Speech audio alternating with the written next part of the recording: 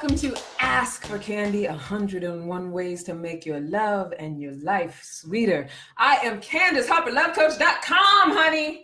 Yes, you are. Right? And I teach and inspire audacious intimacy to professional, powerful, grown women who want real relationships and seductive singlehoods.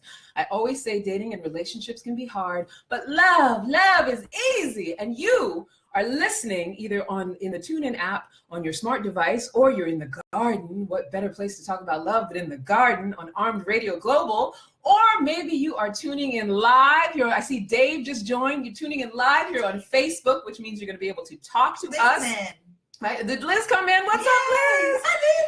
And if you're on Facebook, I want you to do two things. Either after the show or on the side, I want you to come over and join the Creative Love Collective, and I want you to join Armed Radio Group News so that you can make sure to get our replays and that you can make sure to catch us when we're live every Monday. Also, if you want to call in, the number is 1-800-508-5431, and you can comment and you can ask me questions and, whatever comes up for you, whatever you're feeling. Or you can just comment here live on Facebook if you're on Facebook.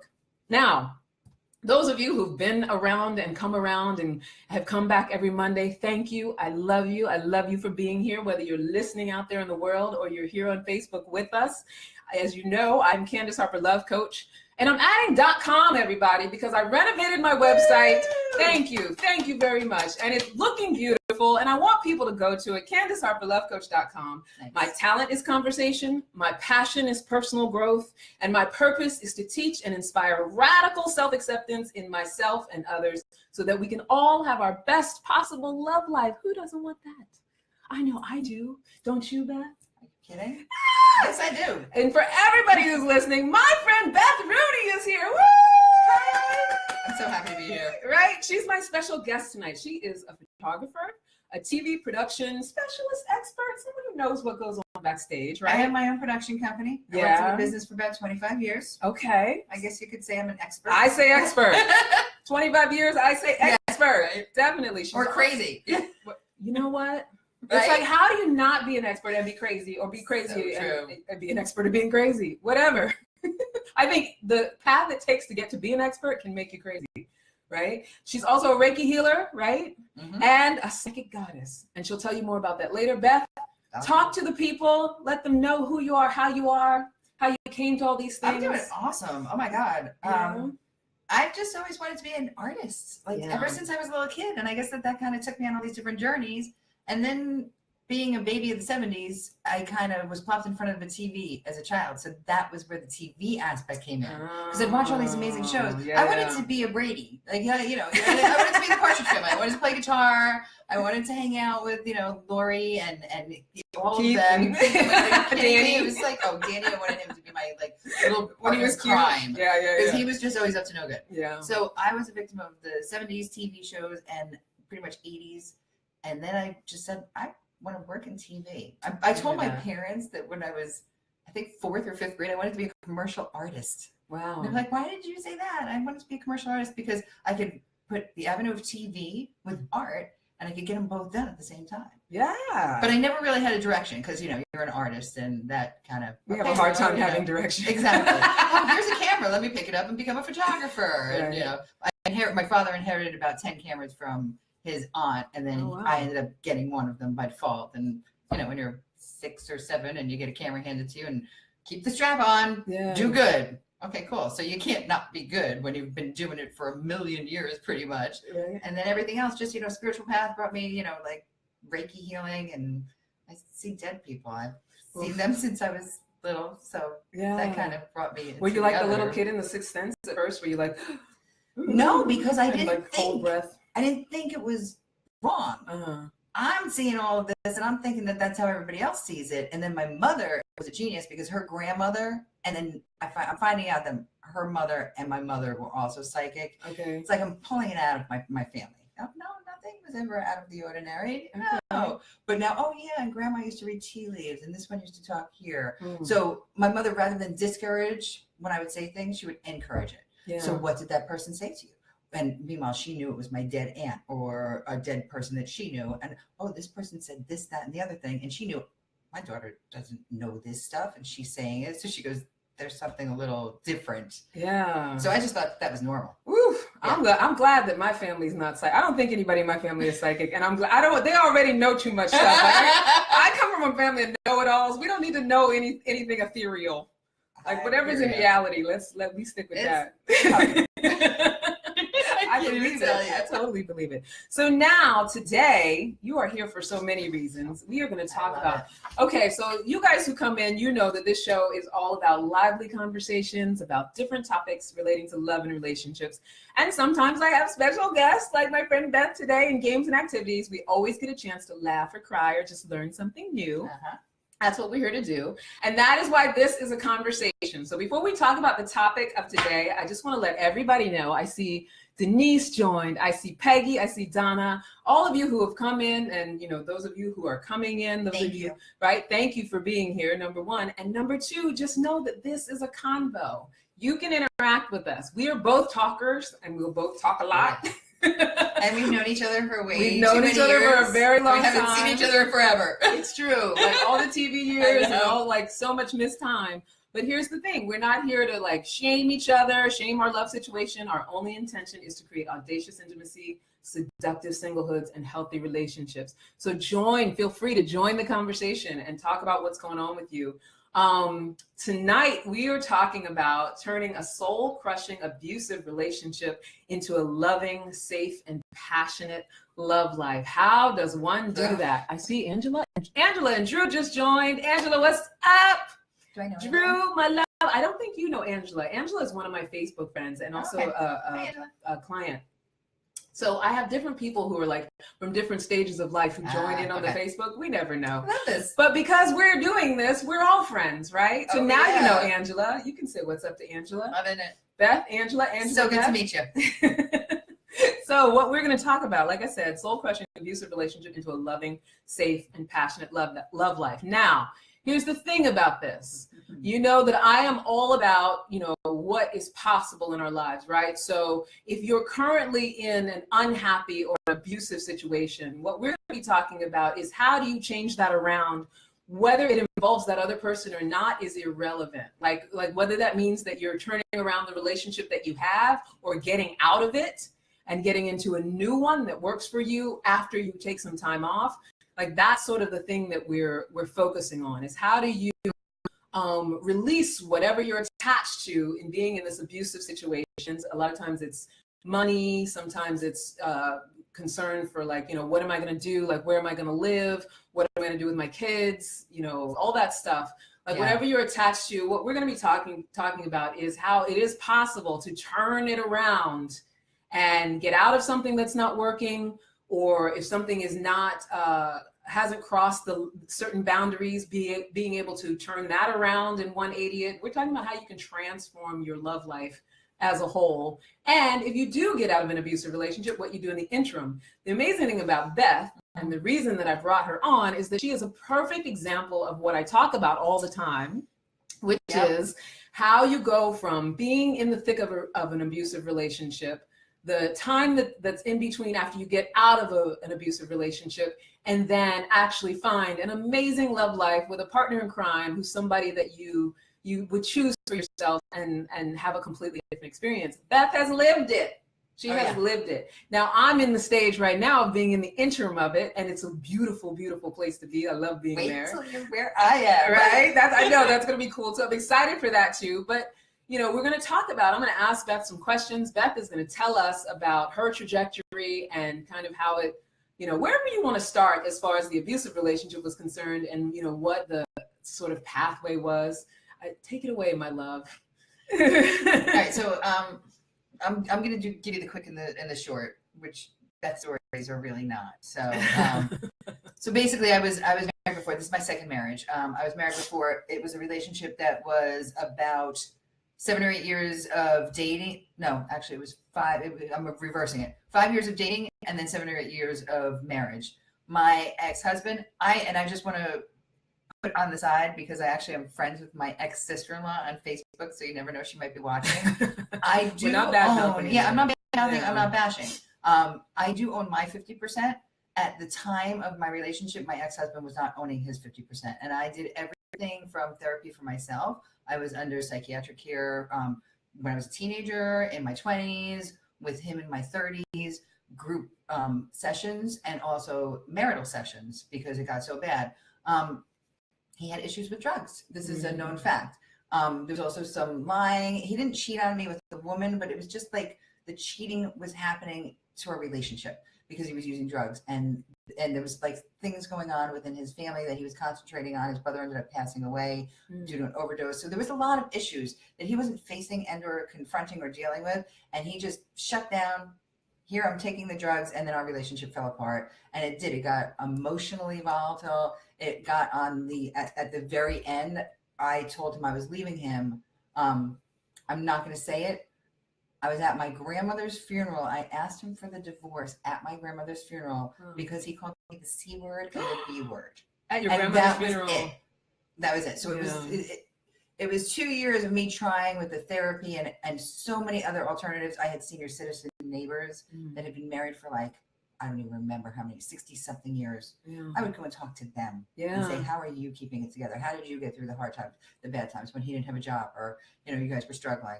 And I listened and they tried to talk to him and it was just, any alternative. What would they say to you? Just out of curiosity. Oh, they were just like, because they're from a whole different generation. Oh, yeah. And there was so much love. I mean, it was so beautiful. I love these. It was Grace, and I can't believe that I can't remember his name, but he passed away years and years ago.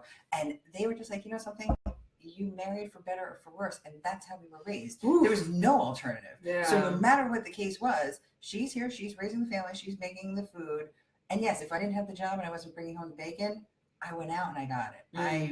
I did what I had to do. I made sure that I brought food home. Yeah, there was fights, but he would always walk it off. He was such a gentleman, and he was like the best man. And then I knew his grandchildren. Abusers are always very charming. Yeah, no, and I'm not. This is the 80-year-old couple. They were beautiful. My ex was the most charming person on the face of the planet, and he's actually still friends with some of my cousins on Facebook too. Oh, okay. I'm not pointing out, but they told me, and they're like, "We love him. He was so wonderful to us." Yeah. And I said, and those days are over, so it's not like it's if I saw him in ShopRite, I would say hello to him because I've forgiven. I like I said, I accept my responsibility. It was a different time, a different place. He wasn't owning his share. I wasn't owning my share at the time. It was bad. Yeah, it was bad. I was supposed to stay longer, and we owned a house together. And I was supposed to stay longer because what you were saying before, money, getting out, leaving the situation. I didn't have the money to get out. We had just done all this construction. All our money was invested there. So I said, I'm going to stay here. I'll stay in the other bedroom. You stay in this bedroom. We'll work it out. And then he started drinking more and started using more drugs. And that's when it got physically abusive. And I had to leave. Yeah. So I pretty much called in. And something? I'm actually going to give Maury Povich a shout out. I got Maury Povich. Yeah, Maury Povich is getting a shout out.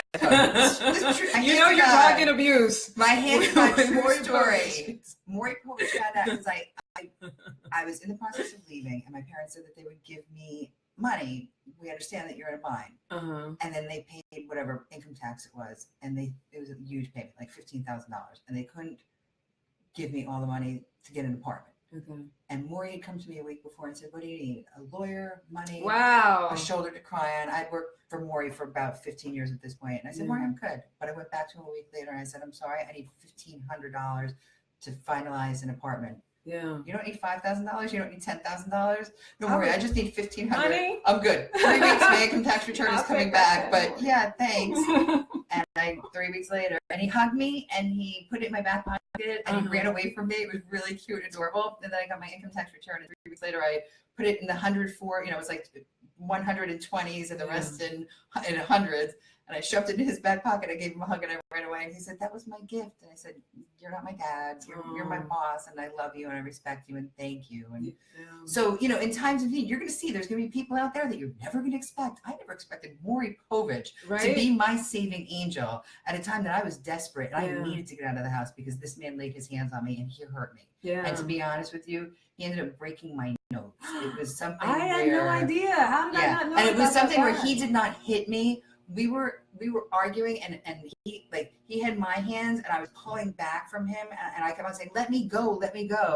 Because he was like kind of jostling me around and I pulled back and I ended up hitting myself. So it was kind of like I blamed myself for it.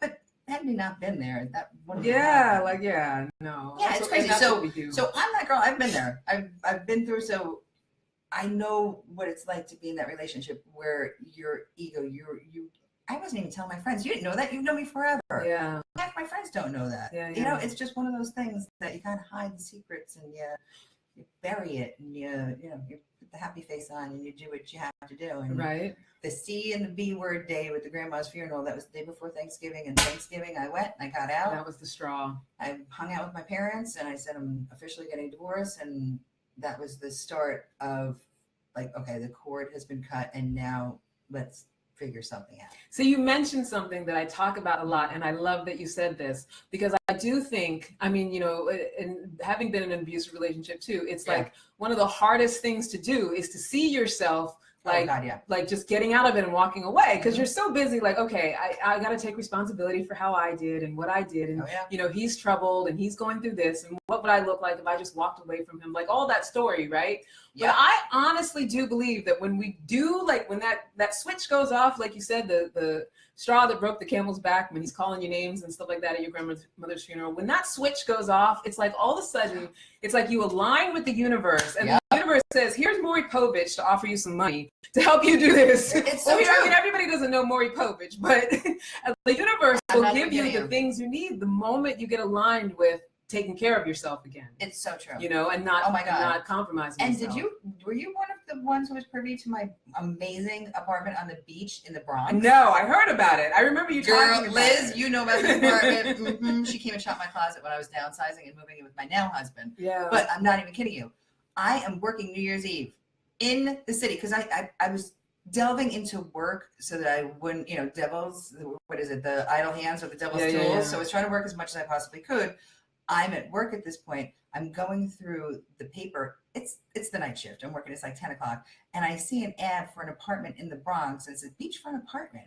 So I just happened, it's like 10 o'clock at night. I just happened to say, screw it. I'm going to call it. Yeah. I call, I get the man on the phone New Year's Eve. He takes my phone call. He makes an appointment with me the next day, 10 o'clock. I went to this apartment. It was a beach in the Bronx that I never knew was there. Throgsneck Bridge, Whitestone Bridge. Oh, I love it over there. That was my backyard. I had, now granted, the balcony that I had did not face the beach, but it faced the front. I had loft ceilings. It was a duplex. It was phenomenal. Oh my God. I walked in. The guy said, well, you know, we have an electrician, an electrical engineer looking at it, a lawyer, a doctor, and his two little kids. Dad, no, we want her. And they said, okay, we're taking you because of the kids. Because the kids. The angels. The kids from the universe. Communicated through the kids. And I got the most beautiful, magnificent apartment. Like there was no tomorrow. Yeah. So that was where the money came in that Maury gave to me. And it was far enough away because my ex-husband actually, when he would get drunk after we separated, would follow me or try to, he stalked me. Yeah. And I actually had friends in the business that had to make recordings of my answering machine tapes. And I said, if anything ever happens to me, you know what happened. Wow. Because I was afraid for my life for a while. Like last known whereabouts. So, yeah. So this is not, I'm not like, you know, I'm not making light of this. And this is so many years ago. I've been married to my now husband for 10, going on 11 years. And he's fantastic. I know Anthony. So I can, he's amazing. And I can laugh about that at this point. You know, it's like I'm writing the book and the series will be out at some point. Well, I also want you to share with us like the trajectory with like, you know, what, like once you came out of it, got the great apartment, and I love that area near the Throgsneck Bridge. When you were in that space and then meeting Anthony, I want you to share that with us. But first, I just want to say hello to the new people who are coming in on Facebook Live, because I see Joe Savino. Joe Savino is like the armed radioed guy. He's the one who called me. And Joe Savino? Right? Hey, Joe. What's going on? He's talking to us. What's he saying? The coach and I are watching. I love it that you and the coach from T-Bones. I don't know. Oh, in Salem. T-Bones in Salem. Hey, everybody at T-Bones in Salem. We're here talking about love, going from abuse to bliss. I see Rebecca's here. Jen is here. Liz is interacting with us. She said she didn't know either about the past. I thought I told you that. And all our bar nights. Oh, my God. See, all y'all are getting privy to like the girlfriend conversation that should have went on. And now we're having it. Now we're sharing secrets. And this is such, you know, something just being in the business and doing what I do as far as being a psychic medium, Reiki healer. You know, I deal with people like I'm a life coach as well, but I have dead people kind of helping to advise. So it's one of those things that like Abraham Hicks. Yeah, very true. But I've had so many other women tell me the same exact story. And when I say to them, because they look at me like, oh my God, you're a psychic and you're helping me. I'm like, no, but I'm kind of happy that I went through it. And not happy, so to speak. No, That's it kind grew of weird. you. It's what, but it made me who I am, and I can relate to all these other women, because I'm going to say out of 10 women, 8 or 9 have had, and it might not be the physical abuse, but there's an emotional. I've heard of so many women dealing with sociopaths.